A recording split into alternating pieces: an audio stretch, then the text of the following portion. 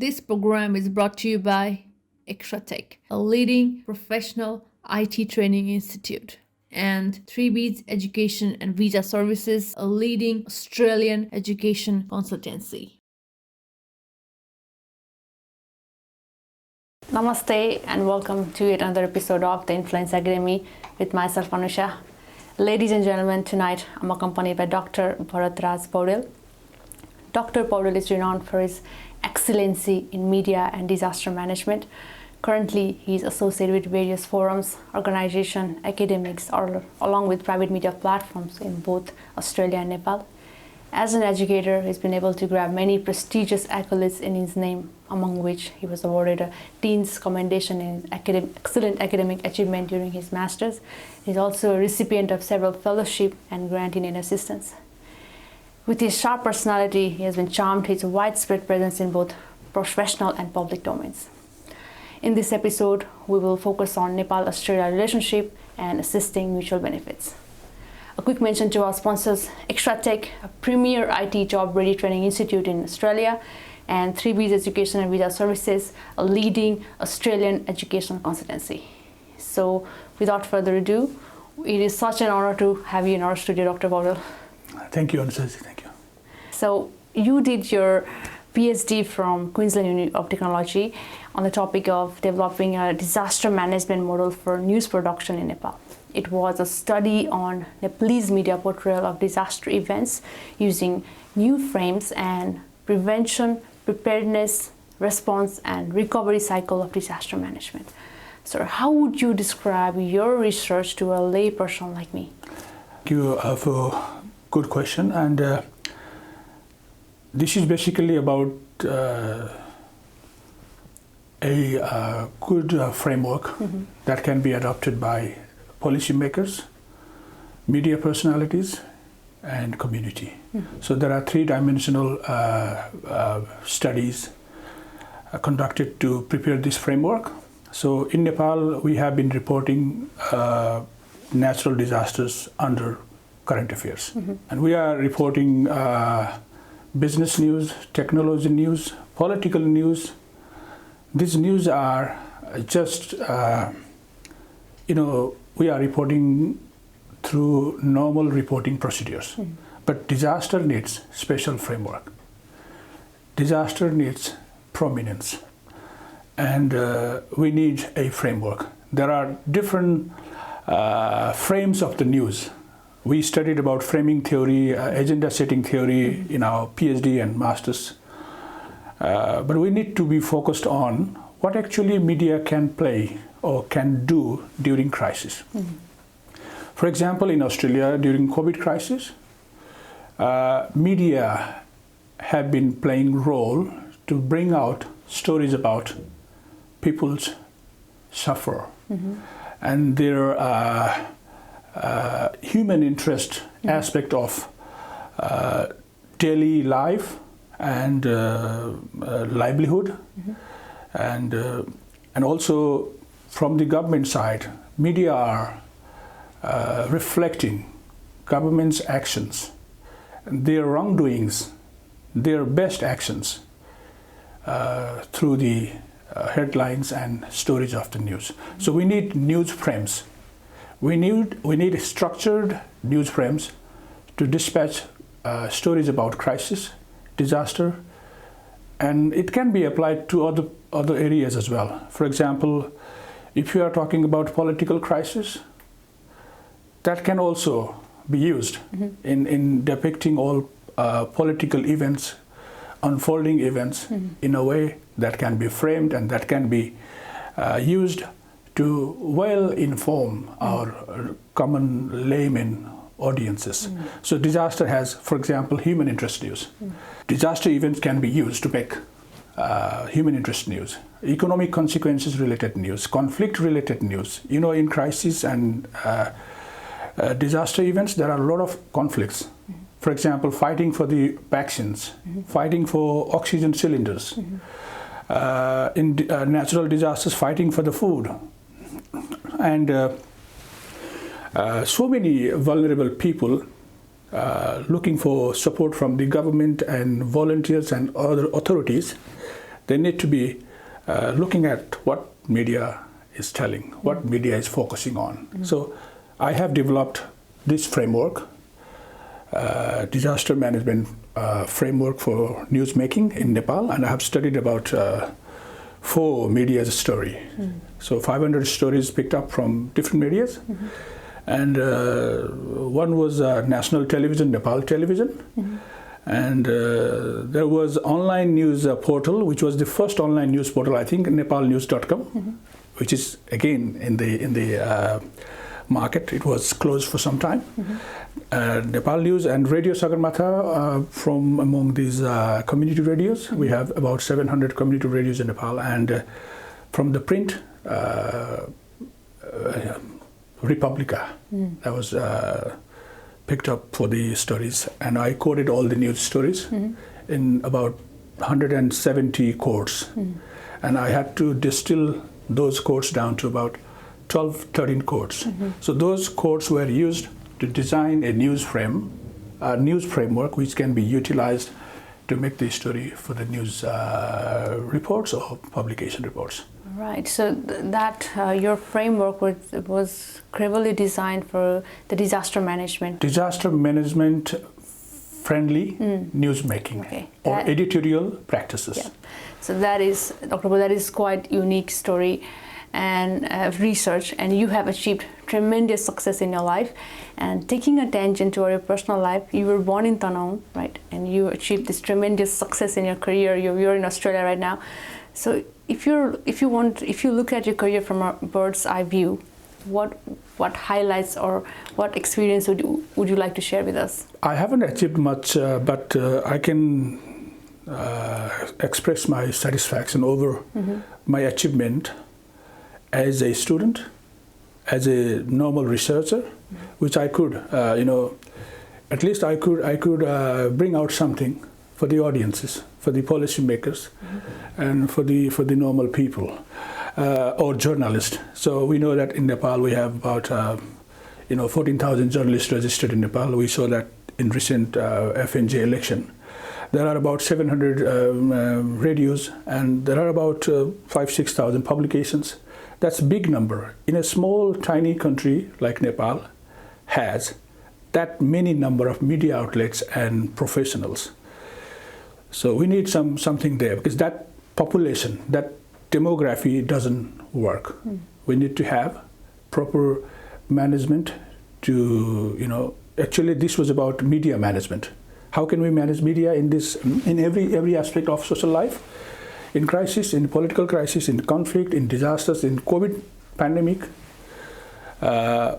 we need media management framework that can manage reporters, professionals, that can manage media itself, that can compel government or regulators to be compatible with these frameworks, so that they can allocate a budget, they can design new disaster management policy of newsmaking or disaster management program, disaster-related, DRR-related program, compatible to United Nations DRR initiatives, and compatible to National Disaster Management Framework, and compatible to national press policy-related frameworks. So we can work together. So it is three-dimensional: media, community, and policymakers or regulators. So these three fronts can come together and design a crisis reporting, disaster reporting framework, or pandemic reporting framework. So these are all related to each other. Right. So in your career, in your whole career till now, you've been focusing on developing these frameworks.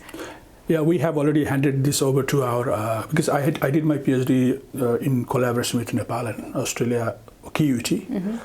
I was doing that research for Nepal Centre for Disaster Management, which QUT agreed on to take up this project, and we did that.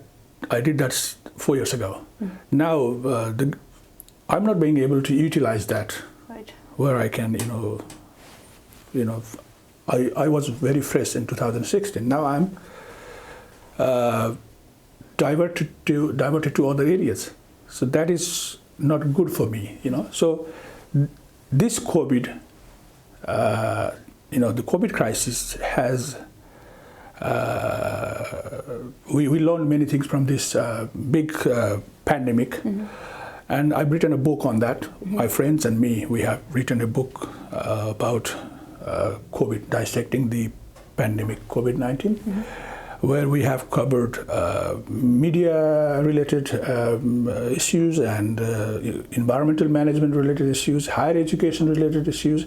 Virus itself, we dissected the virus, socioeconomic consequences of COVID-19, what has been learned and what has been damaged, what have we lost during this COVID crisis. So there were 8-9 areas we discussed on, and we were able to write a book with 8 chapters.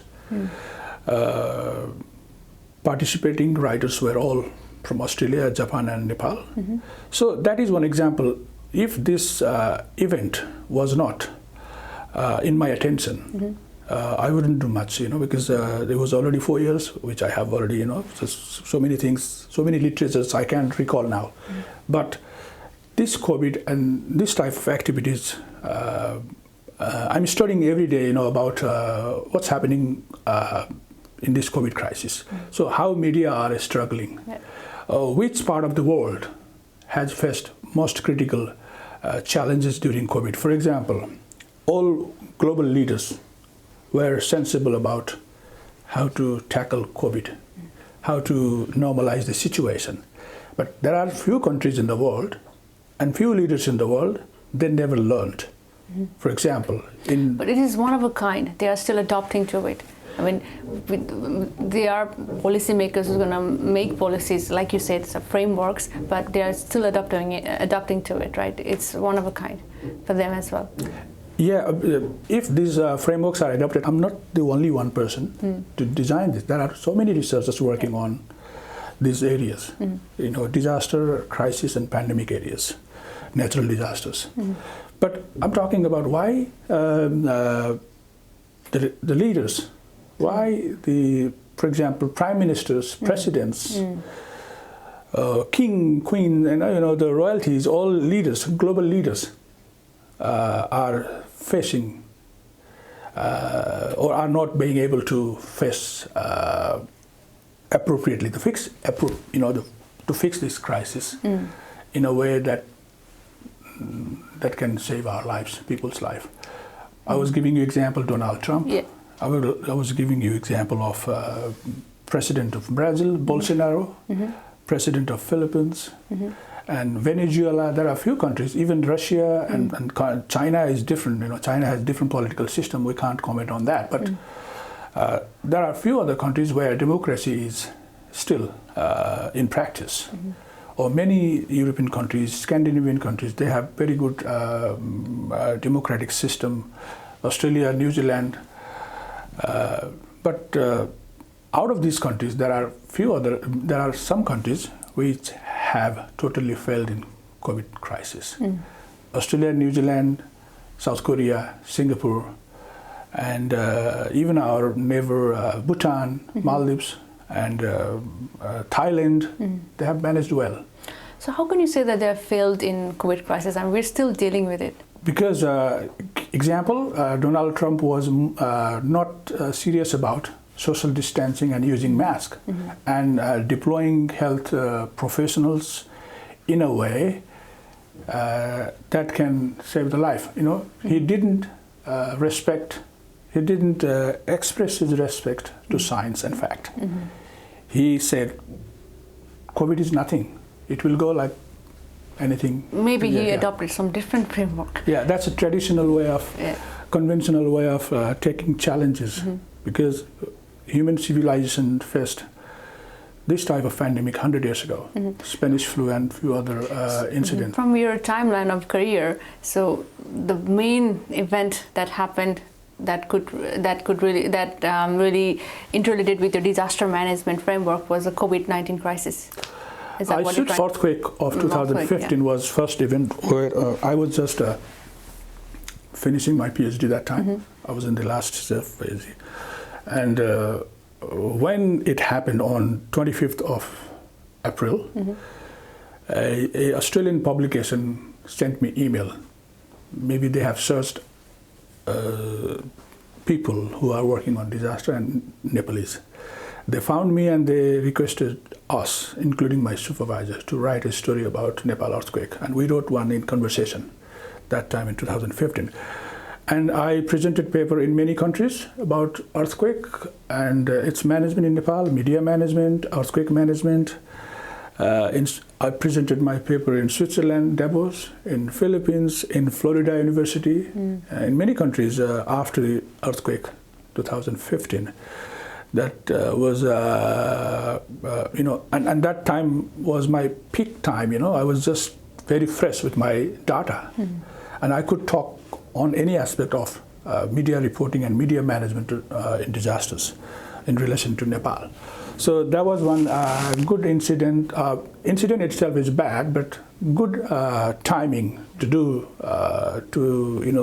provide information, to take part in many global occasions, international forums. The second one is COVID, which we three people, Dr. Ramkrishna Niraula, Dr. Raju Adhikari, and me thought about. We are writing in Facebook, it is just useless. We are writing in newspaper, it is still useless. So we need to do something concrete. So we decided to write a book on COVID, different aspects of COVID. And we wrote a complete book of 200 pages within 6 months. And we organized a disaster conference in Canberra last month, where 200 people participated. And the good thing we learned from this COVID is there are many facets of crisis management. You can manage crisis through media.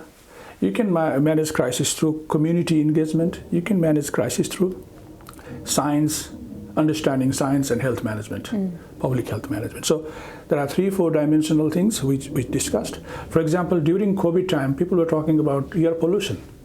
And we have one comparison about this air pollution in Sydney and Kathmandu. Last month, Kathmandu was full of smoke. And that was very worrying. Even the president of Nepal expressed her concern about pollution in Kathmandu. And coincidentally, we were presenting that research in Canberra. One of our friend, Dr. Rupa Karyal, was talking about, and he was doing comparison between Kathmandu and Sydney. So that was a good lesson we learned during this COVID crisis. So now we don't have to deviate from the real topics we are talking today, but COVID, other natural disasters, other crises, war, bushfire, famine, and few other disasters which have crippled the world in the past. In every year we get about 500 disasters in the world. So when I was doing my research, it was average 486, 85. Now it's more than that. So world is facing about 500 disasters every year in average. That's very alarming, and human society is in big threat. With this big threat, civilization is being threatened by these natural disasters and man-made disasters. So we need to, for example, in this COVID crisis, we need to be prepared. Preparedness. We have, I have discussed about 4 continuum of this disaster management: preparedness, response, recovery, and mitigation. So we don't have preparedness. For example, in Nepal, in this COVID crisis, government has totally failed to provide medical equipment, which you can see. Today is a story, yesterday is a story, whole week we are talking about There is no oxygen cylinder, there is no bed, that hospital is very expensive, we don't have vaccines, we don't have doctors, nurses. Or we have mentality like we're going to deal this as it comes. Yeah, so this is in the last, today, I think yesterday evening or just a few hours ago, Prime Minister was claiming that Nepal is controlling, COVID is under our control, he said. That's just wrong. Because our Nepalese people are naive, and we need to have that sense of calmness so that there's no chaos in it. Of course, the situation is not under control. But that was not. That was very intentional. That he wanted to divert all this, this all criticism to other areas where he can breathe. And this is a political wrangling. The people are talking about politics, but on the other side, people are suffering from COVID. So these two crises now, one political crisis, another one is COVID crisis. So Nepalese people are trapped in between these two crises. So I was reading the headlines of the newspaper this morning. Everything was about politics. People died, people suffered from, their stories were inside. This is where media plays a prominent role. That's why when I was doing my study, so we need to bring those stories first. Yeah. And, political news can go to page 3 or page 5 sometime, or on the column on the left, on the, somewhere where we can, read little later on. But we have to see the main story first. Yep.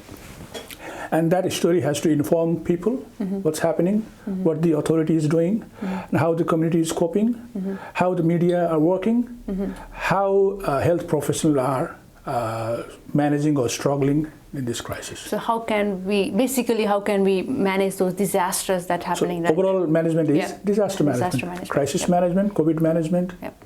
So this is all about emergency and crisis management. Wow, Dr. Poudel, thank you for explaining that so beautifully, and even I can understand all aspects of that framework. Moving on, Nepal and Australia celebrated 60 years of diplomatic relationship recently in 2020. The possibility of Nepal government to lobby Australian government for the welfare for both sides are huge. So in your opinion, how can Nepal improve the diplomatic relationship with Australia so that the benefits are shared by both nations? Thank you for that question, but I would like to start with the recent event. So Nepal government has summoned ambassador of Nepal to Australia just last week. Yeah. And 1.5 years ago, we had to lose our ambassador in different occasions. There were 2 stories. So within 3 years' time, we had 2 ambassadors. That was the recent event. And to bring Australia-Nepal relation into, expedited form, we need to stabilize our relation first. So, changing ambassadors or changing policies doesn't make sense. So Australia and Nepal, both countries have great potentials. So Nepali students studying in Australia, Nepalese origin from business people from Nepalese origin are doing good in Australia. Example, FeNCAA and few others. And Australian commodities, Australian good products are going to Nepal. So people are having the taste of Australian wine, Australian milk, Australian, packed foods, and some other items that are very high quality items. People are using those Australian items, and some technological innovations related, for example, some aircraft technologies, that are being, exported to Nepal. And Nepal's domestic products, indigenous products, food, traditional foods, and few other items are coming to Australia. Nepal's handicraft coming to Australia. Nepal's culturally renowned, culturally enriched, what do you call that? Special items are coming as souvenirs and for other purposes in this country. So we have these things together, but we don't have trade balance. So we are in trade deficit with Australia. Yep. And Australia's importance is, Australia cannot pay attention to every country. It's a developed country. It has relation with India. It has relation with Indo-Pacific countries. It has relation with other countries and Pacific countries. And it had good relation with China. Now it's deteriorated. So China-Australia relation impacted badly in the trade of this region, diplomatic connection in this region. So that is also impacting Nepal. So Australia is not, maybe Australian authorities don't have time to think about Nepal. They are more focused on to stabilize the relation with China or to further improve the relation with India. Also, sir, Australia is currently the 10th place for foreign direct investment in Nepal. And also tourism accounts for like 30,000 visitors from Australia to Nepal, right? So maybe we could focus on promoting the tourism. Yeah, tourism is the first one. But those numbers, 35,000 you're talking about, mostly they may be people from Nepalese origin. Yep. But we need people who were born here. Yep. Because we travel, if COVID wasn't there, we would travel Nepal every 6 months or every year. But we need the people from here who were born here, or we can say that inhabitants, Australians from the long run. They can travel to Nepal, they can go and research in Nepal, they can go to the mountain. So what mechanism do we have? So we don't have very stable, established mechanism to expedite these trades, tourism between Nepal and Australia. So we want to, this is, we have spent 6 decades in enjoying relation between Australia and Nepal, but now we need to do something. So for example, how can we take higher education brand, Australian higher education brand to Nepal? How can we take TAFE level, TAFE type qualifications and skills in Nepal? How can we take, for example, people are interested in producing wines, wine industry. But who is going to invest? What government should do? So, sorry, this hasn't been happening since many years. We are talking about relation, but our trade is one-sided. So Nepalese students, there were about 65,000 students until last year from Nepal. So in that context, Australia is one of the top career destinations for Nepalese students, right? Because with its excellence in channel platforms for opportunities. In recent years, like you mentioned before the COVID, the inflow of Nepalese international students was growing rapidly, and education sector in Australia is huge, and Nepal represents a significant portion of that income for Australia. And in that context, how can two governments work together for betterment of that both parties? The main revenue-wise, we can talk about education. So our contribution to this country from education domain is third in the world. So China, India, and Nepal.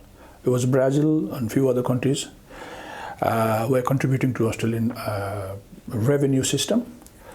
Are we getting quality education, or what type of students, what group of students are coming from Nepal? That is the main concern. Are they all coming for higher education?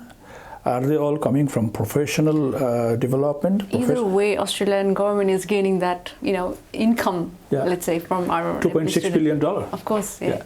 So that 2.6 billion, we can call, we can calculate that money in Nepali. So that could be 24 billion. It is not relevant like what our students are getting from it, but what Australian government is getting from our students, from Nepalese students. Very, limited. Of course. It's very limited. So there are few students, for example, nurses. That is a real contribution to this country, because they are contributing in this health system. Hospitality people. But I am always worried about those students who were already very excellent. They were very good at science and math and few other research-related subjects, but they are spending time in hospitality. But their real brain is not being utilized here. So those people, there is a range of, quality of student.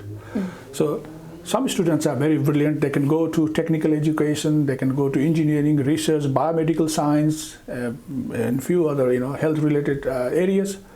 Some students, moderate students, they can come to hospitality and some other areas. Some students are, they just focused on career focused.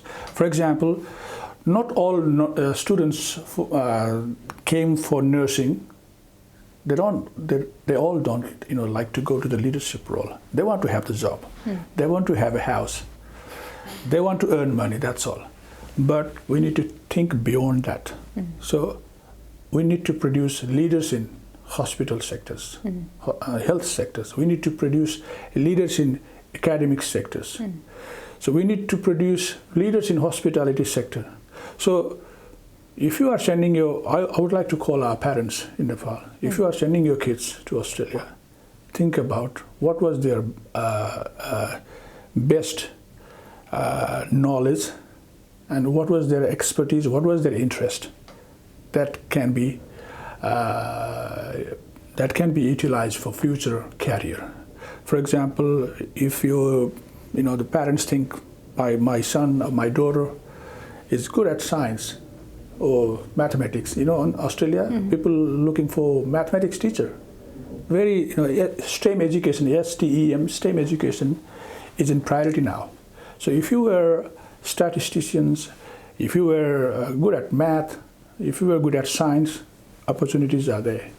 So academic area, professional area, and other areas, we need to identify those areas, and our both governments have to work on that. But now people are more focused on residency, more focused on jobs, more focused on money. So that is not a long-term solution. The thing is, Dr. Poudel, the income Nepalese generate from Australia is in billions, like we mentioned, but the Australian spends fraction of that, just a fraction of that for Nepal. Yeah. So, in my opinion, Australian government should send skilled human resources, trained human resources to Nepal, back in Nepal, in field of agriculture and engineering. Like you've said, when people come here for nursing, they don't want to be a nurse. They want to settle down. They want to be citizen or permanent residents here, and they want to actually make a living out of it, not as a career wise, not as a progress or leadership wise, but how can Australian government see it through, like take it through in the next level? Of course, Nepalese people come here for it's a abroad studies, and we can make money out of it, right? So how can Australian government help manage our Nepalese students that all come here, help manage and also provide same skill in Nepal? Yeah, that's a very complex question. This is very complex modality of working in between two governments. So that's why we are talking to our ambassadors, recent ambassadors, previous ambassadors. We can't say Australia should go there or do things, but we have to make them think about the potentials in Nepal. For example, if they want to invest in higher education in Nepal, what is the outcome of that? We need to convince them. So our diplomacy should be focused on that. So if they want to go to establish industry in Nepal, why should they go there? We need to make them think about that.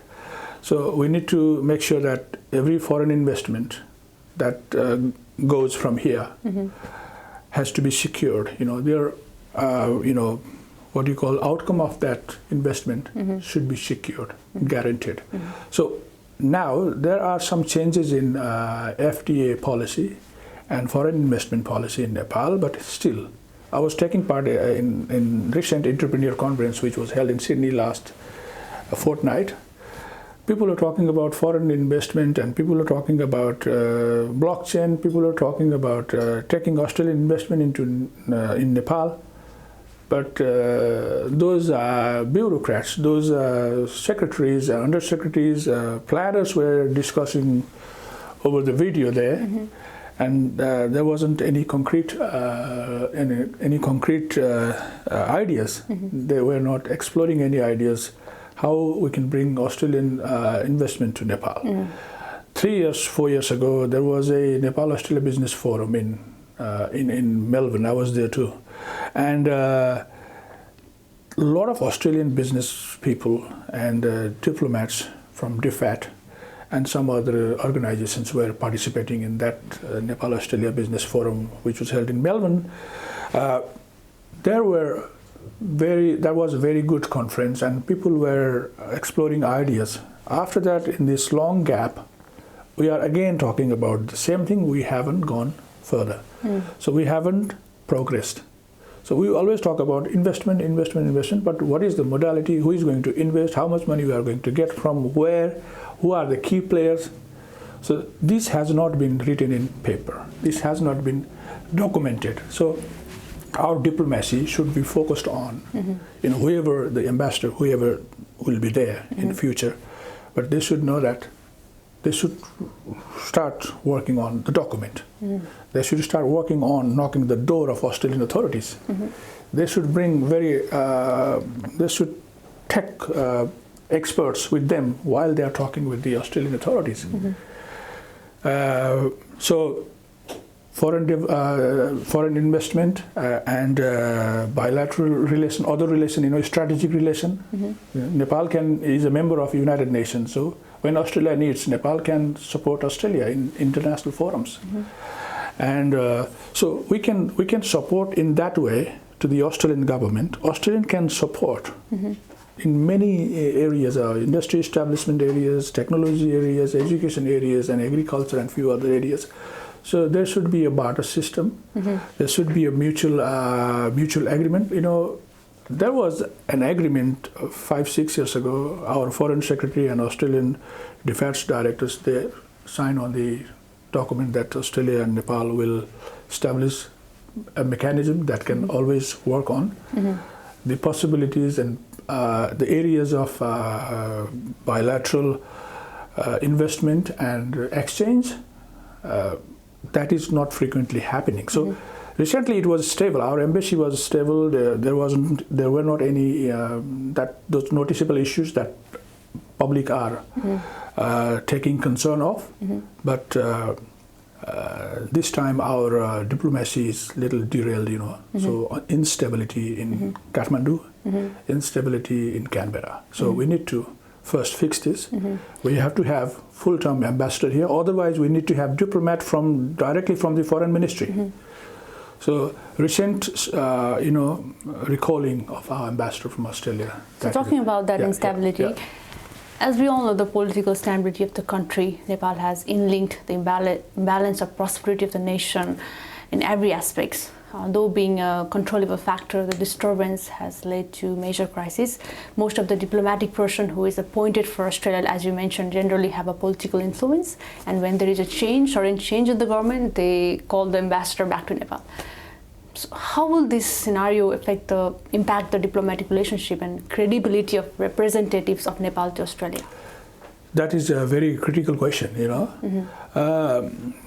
Since last 3-4 years, we are not stable in relation to Australia-Nepal relation. We need to understand what is the reason behind that. The reason is politics back in Nepal. If we had a diplomat from foreign ministry, it wouldn't go like that. Because Australia is, tuning with our ambassadors it takes time, 6-7 months to be familiar with the Australian system, knowing about the Australian policies and everything. Ambassadors should spend time.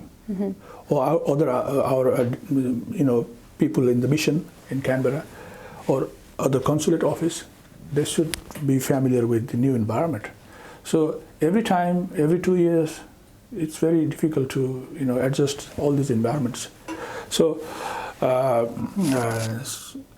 this is impacting, and the political ideology, political system, government, whatever happens in Nepal, changes happens most of the time. Even in the last, this government was a majority government, but why this is happening?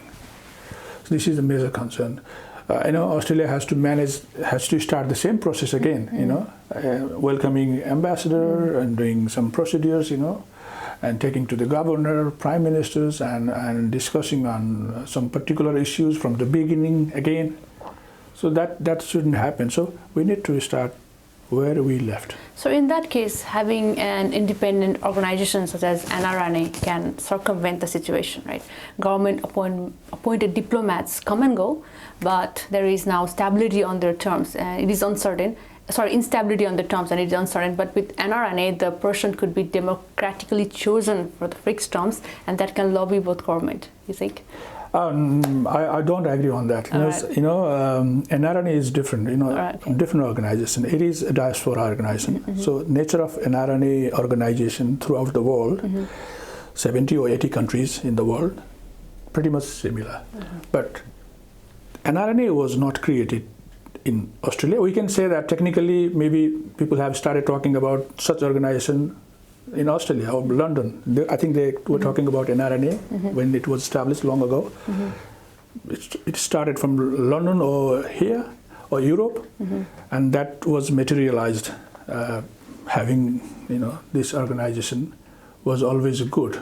It is linking Australia, or it is linking the host country to Nepal. But NRNA can only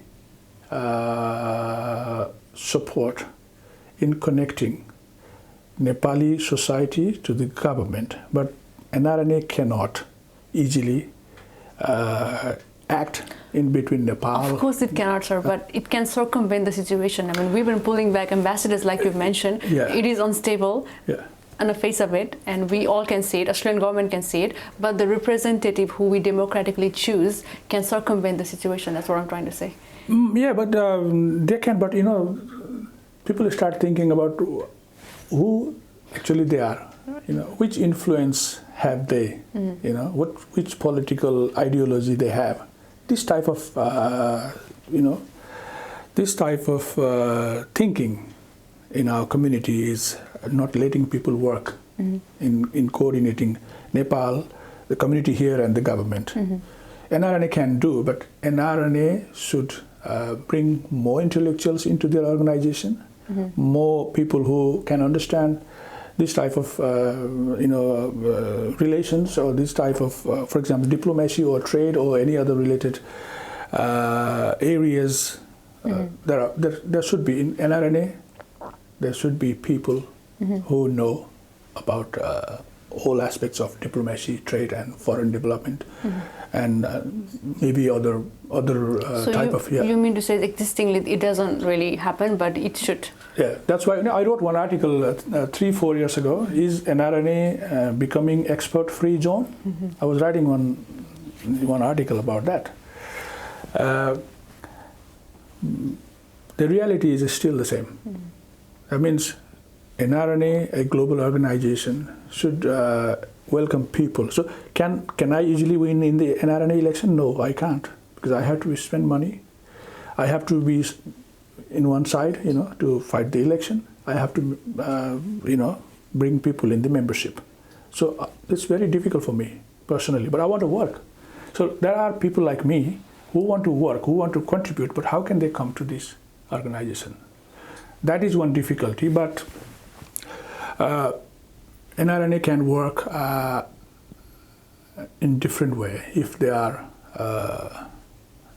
not indicted, as a politically influenced organization. If they are more independent, if they are more concerned with the Nepalese people's issues, in future maybe if it NRNA has established policy wing now. NRNA has a few task force. Globally, NRNA has very good, frameworks. But that can be utilized in building relations with the host country to the country where we born. So I'm not ignoring NRNA. NRNA is the big organization, but there are few other community organizations which can also help close the gap between this political instability. So political instability, we can issue a press release, we can you know, in some occasion we can alert our government back in Nepal. Don't do this. We draw this step or something like that. In some occasion we did in the past. But the community organization where we're living, whatever country we are living in, those community organization and the NRNA as a big organization, global organization, constitutionally approved organization, play a role to establish or to further strengthen relation between the country of host and the country of origin. We shouldn't talk much about NRNA. There are so many other areas as well. Moving on, the Nepal-Australia relationship is built upon development assistance and people-to-people links through tourism and education. Despite the healthy alliance, do you think Nepal is unable to capitalize on the relationship? In one sense, it is. It is the story that Nepal couldn't be able to capitalize the prospect of having good relation and outcome with Australia. But there are some reasons. Nepal is a small country. Strategically, we are not important like India or Thailand or Vietnam or China. Yep. So some people criticize Australian government that Australia looks Nepal through the eyes of India. Yep. So that is one criticism. We agree to some extent in that sense, but we have to try. This is not only there are a few other small countries which are, for example, if we get scholarship, so Bhutan and Nepal, these countries are getting similar numbers of scholarships. So how can we make Australia feel about the importance of Nepal here is the key thing. Looking at the trade deficits between those countries is 110. That means Nepal imports 10 times more than its exports. And also, of course, the education sector recently valued $1 billion, and Nepal is outside of the interest of Australia, as it focuses more on Pacific regions, like you mentioned. Another issue is that Nepal is unable to capitalize on the relationship, and of course, Nepalese community could do more. Right? So, how can we, have that in our Nepalese community? How can we address these issues in our Nepalese community? No, we have to take this students sector aside, because if we don't talk about students' numbers or revenue generated from students, Nepalese students in Australia, the rest of the trade volume is little, that's very big, 2.6 billion, 2.5 billion, including students' revenue. But if we talk about other exchanges of merchandise trades, still we have less volume of trade with Australia. So what we can sell to Australia and what we can take from Australia, we need to identify more items that can be discussed on the table, which we can, in future we can talk on the trade aspects, that which product has to be prioritized, which shouldn't be prioritized, what should be the tariff and what should be other things that can increase our trade with Australia. So student number that fluctuates. So beside that, we have other opportunities. Technology, higher education, technical education, agriculture, and other technologies that can we share in Nepal. We can invite Australian investors and business people to invest in Nepal, and some Nepalese products can be brought here, and we can establish big trade volume in Australia. The commodities, the products Australia is getting from Nepal is still not in that significant number. That doesn't show in any data, That doesn't really show any significant data. So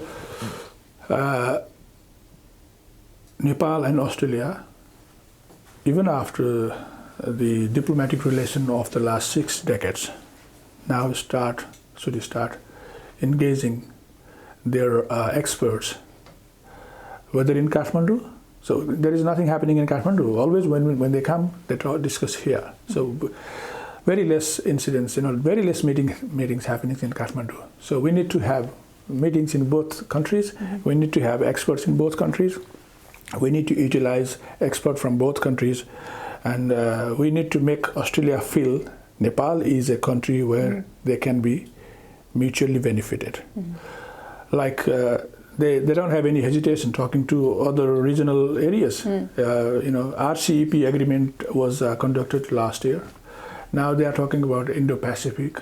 They are now talking about direct Australia-America connection, including other countries of the region. In RCEP, India hasn't signed on that, but in Indo-Pacific, or we can say that it's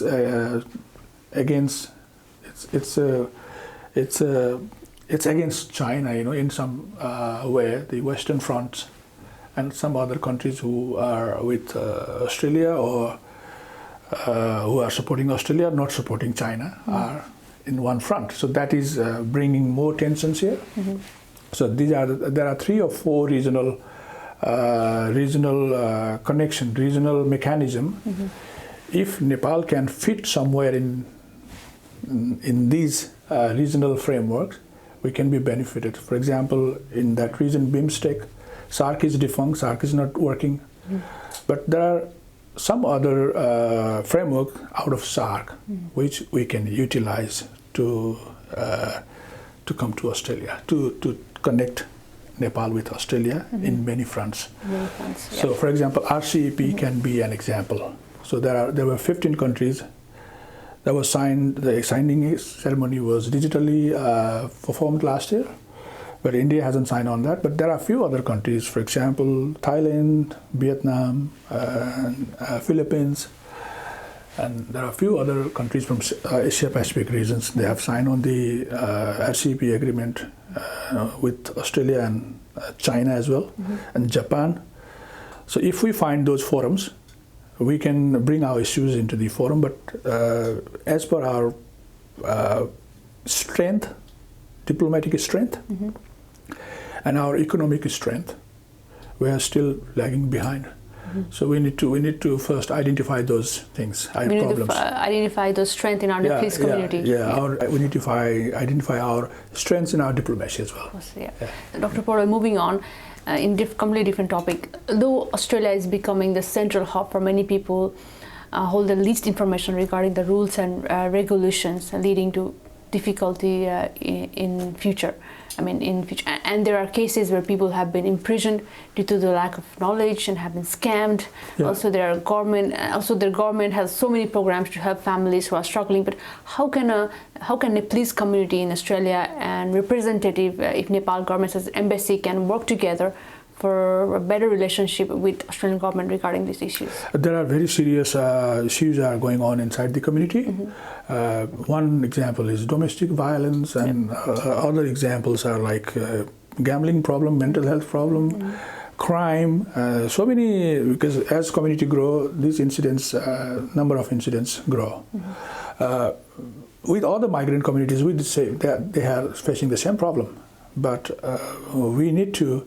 Our embassy or our Nepalese community, they are working on it, but the amount of effort they are putting on this type of problems to solve these problems still not impactful. So to be more impacting on these areas, these problem social issues. For example, NRNA has one mental health program, mental health related program. Throughout the year during COVID crisis, they were talking about mental health. A lot of occasion, we were taking part in those discussions in many occasions. There are some other very sensitive issues which cannot be disclosed in public. For example, domestic violence related issues cannot be brought forward openly. The victims and the other people, their identity, their privacy has to be maintained. So in maintaining those dignities, integrities, and identities, and working for them to bring our community into peaceful environment, the Australian government support is very much important. For example, there are some supports, financial supports being provided by the government, Australian government, to the Nepalese communities in few states. So those fundings, those resource support, expertise support should be explored more than we have now. So during COVID, a lot of people lost jobs. A lot of people returned from here. They still have visa. I knew that some students who left here, they still have visa. Some people were here just for visiting. They stuck here for 1 year. They couldn't go because of some reasons. So this type of social it's not a social problem, but it's the situational problem.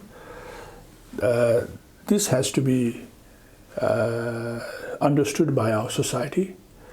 Any problems related to our society has to be understood in a way that can be discussed and solutions can be found. So I'm very much I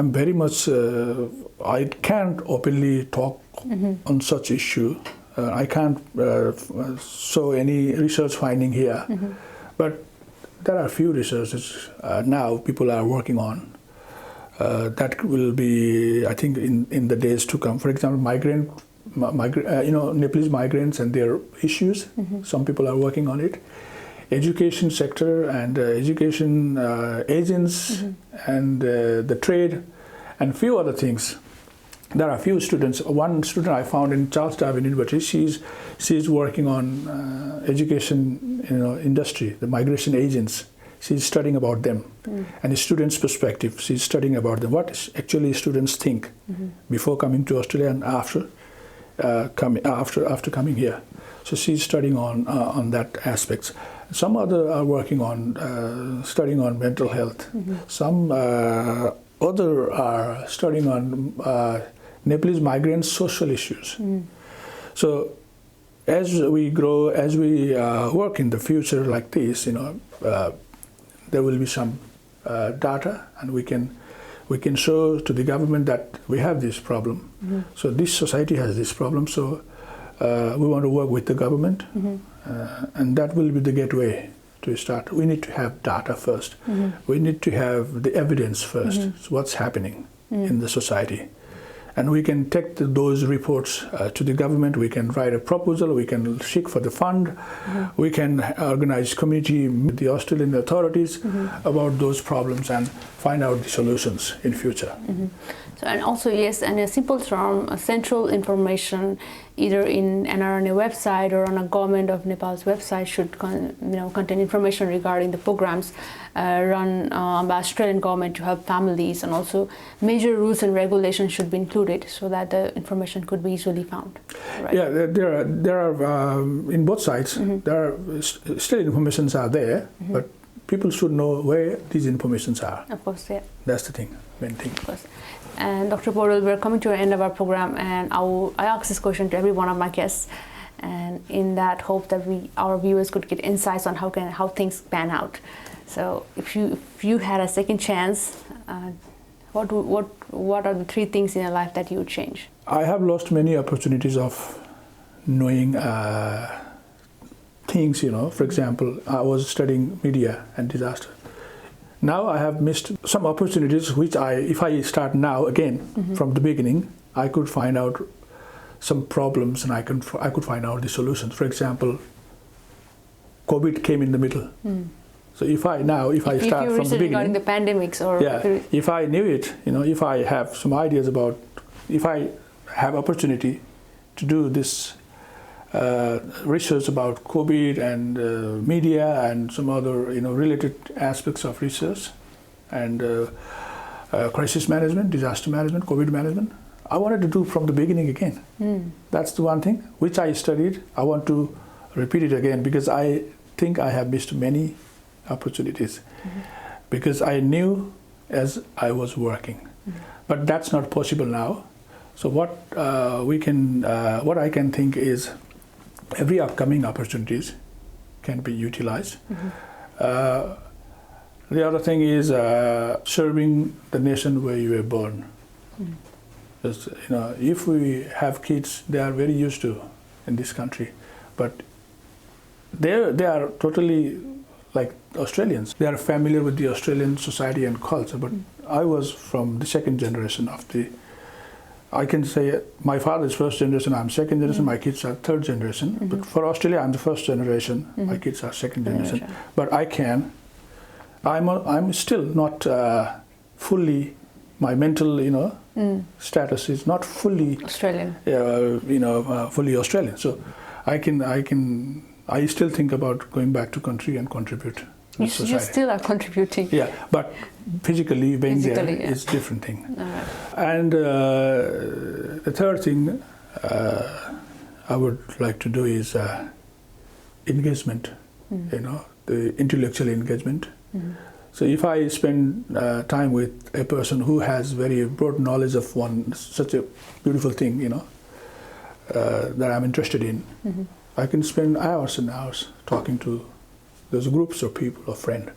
So serving to nation, being engaged with intellectual and interactive circles, and working from the beginning, what have I worked in the past. So all these opportunities that I want to utilize if I get chance again. Wow, thank you for sharing that with us, Dr. Poudel. And would you like to say some few words to our audiences for this Everest television show? I think I've watched few series in the past, and keep watching and keep Anusha's program. And please, first of all, provide feedback to this program so that I can get some knowledge from our audiences. So social media is powerful. So now we are mostly using social media for this type of media, digital media. The media landscape has changed in the world. So in 2020 and 2021, I was talking about press freedom this morning with a friend in America.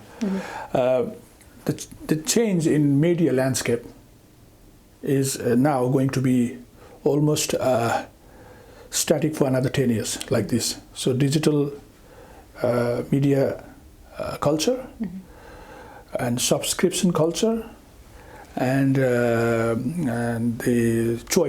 different choice of media. So these things will impact the future of media and future of people's perception about media. So there are, in 70, 80 countries, press freedom, media rights were ignored in this crisis. And I was giving example of the leaders that we shouldn't talk about every time, but media, even in the developed and democratic countries, Western countries, were suppressed during this